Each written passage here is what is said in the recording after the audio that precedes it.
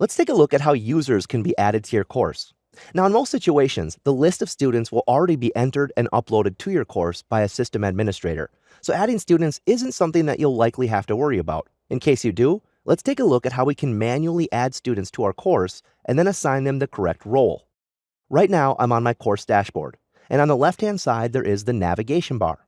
If you don't see this, click on the 3 lines icon up at the top. You'll see that navigation bar go in and out. Next, I want to click on Participants from this menu. I'll go ahead and click on Participants. And this brings me to a page where I'll see all of the users in my course. Now, right now, I'm the only person in the course, but that makes sense because we haven't yet added any students.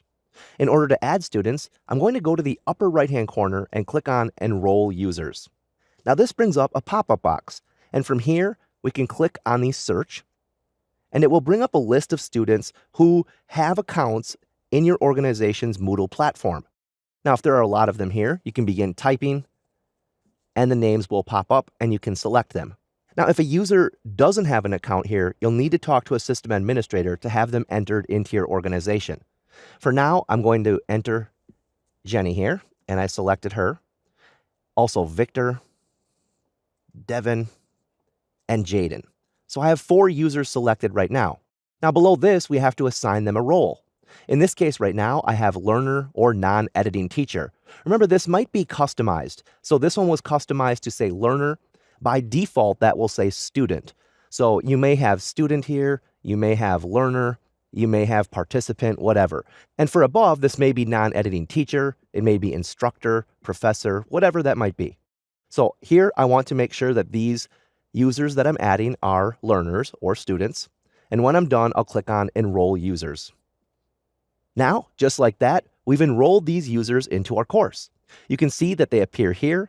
Next to this, we have their email address, as well as the role that we assign them. And you can see here they are all learners except for my account, which is instructor.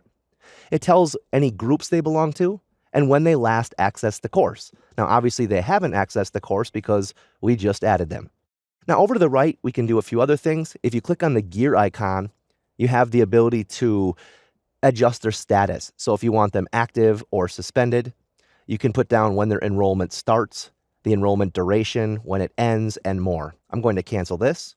And if you want to get rid of a user, you simply click on the trash can icon. Now, I want to mention one other way that you can have students enroll.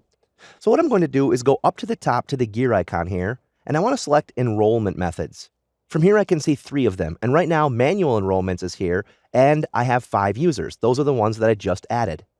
Down below this, at the bottom, we have self-enrollment. And as you can see right now, that is grayed out. So if I want to adjust this, the first thing I need to do is to make it visible. I'm going to go over to the right and click on the eye icon in order to make that visible or enabled.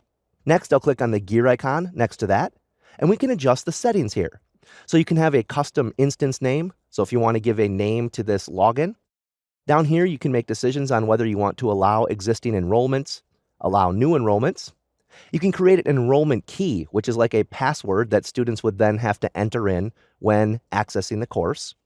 You can decide if you want to use group enrollment keys for when students sign up for groups, and more. So here you can see enrollment duration, when it starts and ends, and more. Now, if I go down to the bottom, before I do that, I'm going to enter in an enrollment key. So let's say here that I have one that's ETC 202. I'll put for the course. I'm going to scroll down now, and I'll click on Save Changes. So now, when students log in, they can select the course from your institution's main page, but they'll have to have that code in order to actually enroll in the course if you did activate that. Hopefully your students have already been preloaded for you. If not, and your account has the correct permissions, you can now begin manually entering them into your course.